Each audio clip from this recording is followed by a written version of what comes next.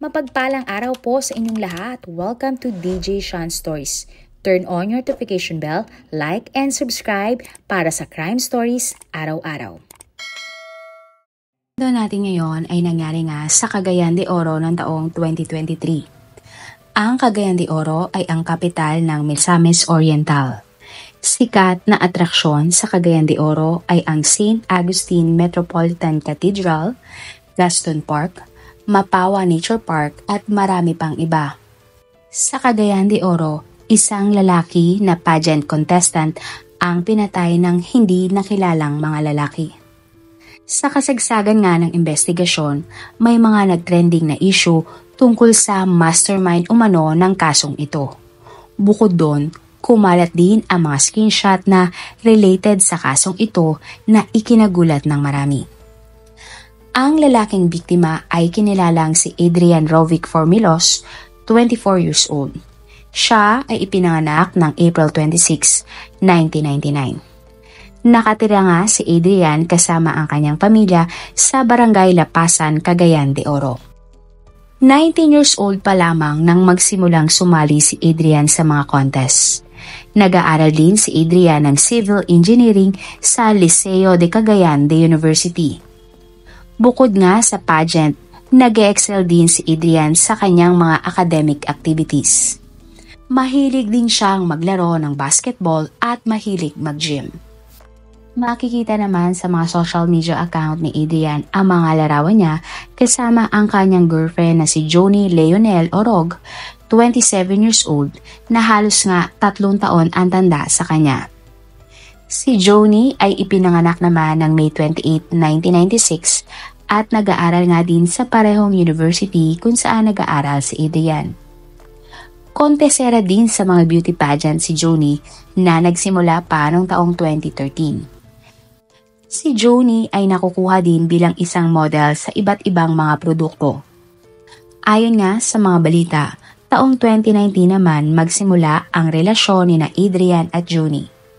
Naging online seller din ang magkasintahan na nagbebenta ng mga damit habang sila ay nag-aaral sa kolehiyo. Noong August 2022, makikita nga sa isang post ni Adrian na dahil sa kanilang sipag ni Joni ay nakabili sila ng sarili nilang motor. Masaya naman ang relasyon ng dalawa. Madalas silang mag-post ng kanilang mga larawan at videos. Ilan nga sa mga videong ito ay ang selebrasyon ng kanilang anniversary, kapag sila ay nasa pageant, nagta-travel at madami pang iba. May mga post din sila na kasama ang pamilya ng bawat isa sa mga importanteng okasyon. Bago nga ang krimen, naghahanda na noon si Adrian para sa kanyang pagsali sa Mr. Cagayan de Oro na gaganapin sana noong September 2023. Maging nga ang pamilya ni Adrian ay masaya at excited para sa kanyang pagsali sa contest. Umaasa sila noon na mananalo si Adrian sa pageant at kasabay pa noon ay ang nalalapit niyang graduation mula kolehiyo. Ngunit hindi akalain ng lahat na sa isang iglap, lahat ng yun ay mawawala. Ang pangyayari, May 9, 2023. Nagpunta si Adrian sa gym at pagkatapos noon ay nag-drive siya ng motor papunta sa kanyang trainer. Nang nasa tapat na siya ng bahay ng kanyang trainer, isang lalaki ang huminto sa kanyang tabi. Inutusan pa nga siya ng hindi nakilalang lalaki na tanggalin ang kanyang helmet. At sumunod naman si Adrian at tinanggal ang kanyang helmet. Matapos noon ay binaril siya ng lalaki at agad tong tumakas. Itinakbo pa si Adrian sa ospital ng 3 mga lalaki na nasa kalye noon. Pero sa kasamang palad ay nasawi pa rin si Adrian ng madaling araw. Lubos na nalungkot ang pamilya ni Adrian sa nangyari sa kanya. Wala silang maisip na naging kaaway nito at gagawa ng ganon sa kanya. Nag-post naman si Joni bilang pagdadalamhati niya sa pagkawala ng kanyang minamahal na boyfriend. Makalipas naman ang ilang araw, Lumutang ang mga salitang "Justice for Adrian" sa mga social media ng mga taong sumisigaw ng hustisya para sa kanya. May 12, 2023, nag-post si Joni na pinatato niya nga ang pangalan at initial ni Adrian maging ang date ng kanilang anniversary. Ang post nga ng caption ni Joni ay, "Walang makakatalo sa iyo, mahal." Dahil nga sa nangyaring krimen, nagsimula ng isang investigasyon ang mga pulis. Sa initial na report, posible daw na ang gumawa noon kay Adrian ay isang tao na gusto siyang matanggal bilang contestant sa pageant. Pero ayon naman sa pamilya ni Adrian, wala silang alam na may banta sa buhay nito. Ayon pa nga sa tatay ni Adrian na si Andrew, hindi siya naniniwala na may kinalaman sa pageant ang nangyari sa kanyang anak. Ganun pa man, ipapaubaya na daw niya ang investigasyon sa kamay nga ng mga pulis. Hindi naman na nagsalita pa si Joni tungkol sa pagkamatay ng kanyang boyfriend. Pero makikita sa kanyang Facebook account na lagi siyang nagpo-post tungkol kay Adrian. Makalipas naman ang ilang araw, naglabas ng statement ang mga pulis na may nakuha na silang CCTV footage na may kaugnayan sa krimen. Pero hindi na inilabas pa sa publiko ang mga nasabing kuha ng CCTV. Ayon nga sa mga pulis, sumakay ang mga sospek sa isang puting bao-bao o mas kilalang e-trike bago nga ang krimen at ito din ang ginamit nila para makatakas mula sa crime scene. Dagdag pa nila, may mga witness silang nakausap at nakapagbigay nga ng mga detalye na makakatulong sa kaso.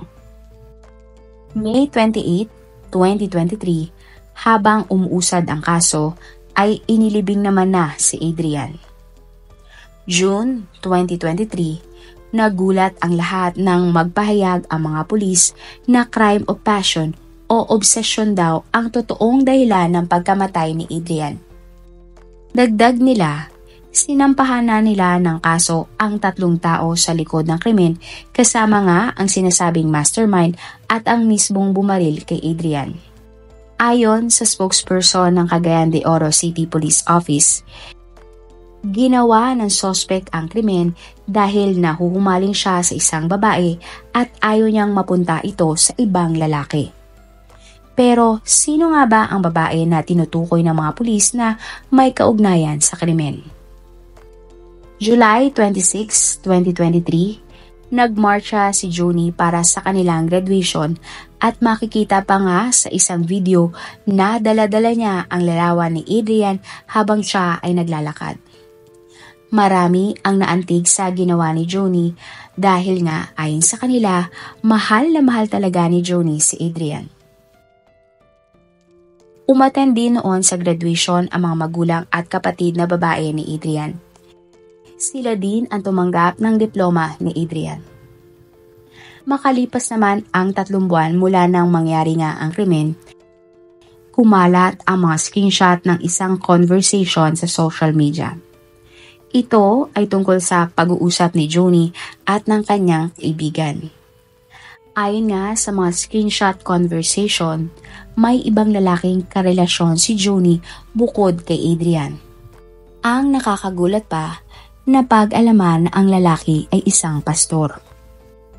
5 taon na umano karelasyon ni Joni ang pastor at kung susumahin, nauna pang maging boyfriend ni Joni ang pastor bago si Adrian. 5 umano ang anak ng pastor at hiwalay na sa asawa. Lumabas nga din sa screenshot conversation ang mga katagang, "Oh, go na! Hanap ka na ng asukal de papa o sugar daddy." Kumalat din sa social media na ang pastor ay ang nagpaaral kay Joni at binibisita pa nga daw ng pastor si Joni sa pinagtatrabahuhan nito. Makikita din sa post na noong Valentine's Day ay nakatanggap si Joni ng mga bulaklak at bag na nagkakahalaga ng 24,000 pesos mula sa pastor. Nabanggit din sa mga usapan na sinasabi ni Joni na sobrang laya daw niya kung wala siyang boyfriend dahil nga ang gagawin lang daw niya ay magpagluta at shopping to the max. Ayon din sa post, malaki ang pera na natatanggap ni Joni mula sa pastor kaya nakapagtapos siya ng kanyang pag-aaral.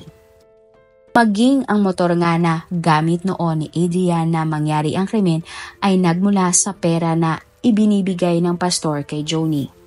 Base din sa makumalat na post, akala ng pastor siya ang pipiliin ni Joni pero siya ay nagkamali. Kaya nagbanta umano ang pastor sa babae na papatayin niya si Adrian kapag nakipaghiwalay ito sa kanya. Pero binaliwala lang ito ni Joni. Ayon naman sa mga pulis, hindi din daw cooperative si Joni sa investigasyon dahil miski ang kanyang cellphone ay hindi niya ibinigay agad sa mga investigador. Kung totoo man ang mga kumakalat na screenshot, ay ibig sabihin ay alam na ni Joni na may bantana sa buhay ng kanyang kasintahan. Ang nakakagulat pa, ang sinasabing pastor ay ang pastor umano na nasa burol ni Adrian. Makikita pa nga sa post ng tatay ni Adrian na pinasalamatan niya ang pastor bago nga kumalat ang mga screenshots. Ang pastor nga din na ito ang nagbigay ng misa sa burol ni Adrian. Ang pastor na hinihinalang suspect ay kinilalang si Pastor Denver Andales, 51 years old. Si Denver ay isang pastor sa La Pasam Baptist Church. Ang Baptist Church na iyon ay 37 years old na at may higit 1,000 mga miyembro. Nagsimula naman maging pastor si Denver nang siya ay 16 years old pa lamang. Taong 2017, idineklara nga ng simbahan na ang kanilang pondo ay may kabuang 4.2 million pesos na mula sa mga donasyon.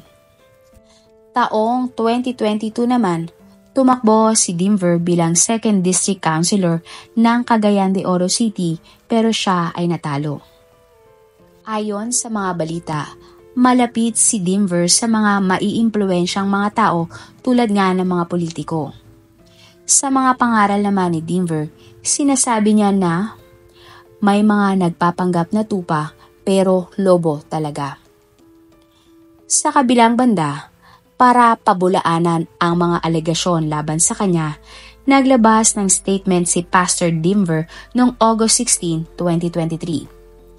Ayon kay Denver, hindi totoong sugar daddy siya ng girlfriend ni Adrian at wala siyang kinalaman sa krimen. Inamin naman ng pastor na kakilala niya ang biktima dahil iisang lugar lang sila nakatira. At kakilala nga din niya ang girlfriend ni Adrian na si Joni dahil sila ay may common friend. Nagulat na lang si Denver sa mga alegasyon laban sa kanya dahil hindi naman daw siya kasama sa ine-imbestigahan ng mga pulis. Nangalap na daw ng ebidensya ang kampo ni Denver laban sa mga nagdadawit sa kanyang pangalan at naghahanda na sila noon ng kaso laban sa mga ito. Wala umanong basihan na madamay siya sa krimen at ayon din sa kanya, mahal na mahal niya ang kanyang asawa kaya hindi niya magagawa na makipagrelasyon kay Joni. Ilan naman sa mga netizens ang hindi naniniwala sa mga sinasabi ng pastor. Pero mayroon din namang naniniwala sa pastor at sinasabing hindi niya magagawa ang bintang sa kanya. Muling nagulat ang lahat noong September 6, 2023 nang lumabas ang balita na isang murder complaint ang na-file na ng mga pulis laban kay Denver at sa 4 na iba pang mga tao. Binigyan lamang ng mga prosecutor si Denver ng 10 araw para tugunan ang mga alegasyon na siya nga ay sangkot sa pagpatay kay Adrian. Ayon pa sa complaint, may direktang partisipasyon daw si Denver sa krimen. Hindi naman nagbigay ng pahayag ang pamilya ni Adrian tungkol sa usad ng kaso. Sa kabilang banda, ayon naman sa abogado ni Pastor Denver, tila daw may mali dahil trial by publicity ang nangyayari sa kanyang kliyente. Ito nga daw ay matapos kumalat sa social media na bunga ng love triangle ang krimen at sangkot ang pastor.